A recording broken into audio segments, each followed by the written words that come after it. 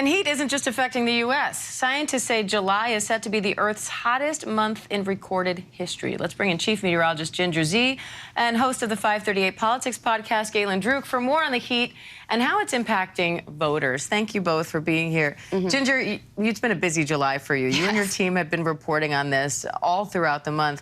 What sticks out to you after looking at the heat that's affected across the country, but also around the world? Right, and that's what you have to remember. This is global warming. It is global heat. And so there are people in the Midwest or Northeast and we're like, well, most of the summer's been okay. Like, it really hasn't been anything above average. Yes, we've had the desert Southwest having incredible heat. We're talking consecutive heat. But Europe, Asia, so many pockets that add up globally to the hottest July on record. That's a big deal because we can go much farther than just the last century or so into paleoclimatology to tell us we haven't been this hot. And here's the other thing. When you look at the 1.5 degrees Celsius line, that threshold we're so desperately trying to stay away from, for 2 weeks this month, we touched it. So we are rapidly rising to that level. And as the globe keeps warming, average temperature, we are going to keep seeing more and more of that. And I do want to note that El Paso, Texas, for example, at 44 days was their end number for a consecutive 100+ degrees. That broke the old record by 3 weeks. Remember, I was telling you, we get, kind of surprised and shocked when we break a record by a day or two when it's a consecutive record. Not by 3 weeks, just surreal.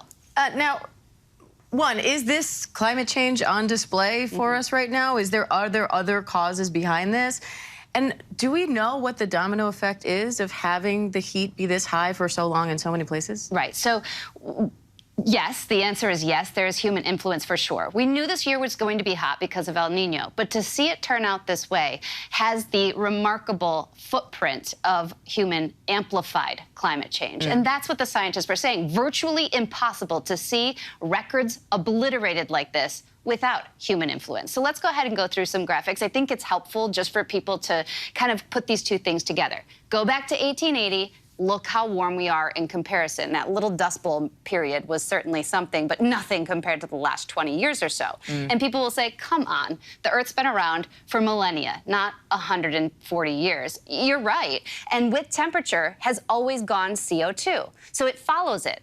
Here's the difference. That peak of temperature, which is the blue kind of around 100 and some thousand years ago, that was with volcanic and solar interruption. That's the thing that has driven CO2 prior to now. Right now, it's not the sun, and it hasn't been volcanoes to that degree. It has been following one line on the graphic, and that is CO2 and greenhouse gas emissions by humans. One following here, you can just see all the other variables. I think we have one more graphic to share. All the other variables on the map. The sun actually, because people bring that up to me all the time, they're like, isn't it the sun? Come on. The sun actually would be making us cooler right now. Interesting. So that's not it. Now, Galen, there's less than a month now until the first 2024 Republican presidential debate. Some polls are now indicating that climate change is a big issue for voters. I know you spoke about one in particular that's showing that more prevalent.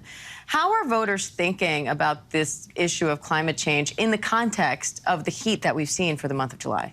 Yeah, it's an important question because Americans are reacting to the weather that they're experiencing and seeing across the globe.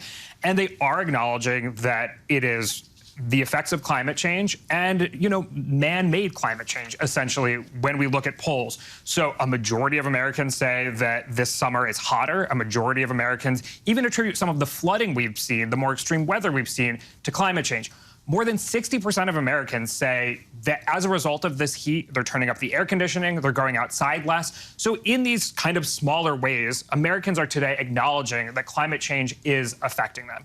Now, there's no getting around the fact that when it comes to politics, this is a partisan issue. And Democrats see it as a much more urgent issue than Republicans do. But we're also increasingly seeing some Republican politicians talk about it. All right, Galen, Ginger, great to have you both. Thank you. Hi, everyone. George Stephanopoulos here. Thanks for checking out the ABC News YouTube channel. If you'd like to get more videos, show highlights, and watch live event coverage, click on the right over here to subscribe to our channel. And don't forget to download the ABC News app for breaking news alerts. Thanks for watching.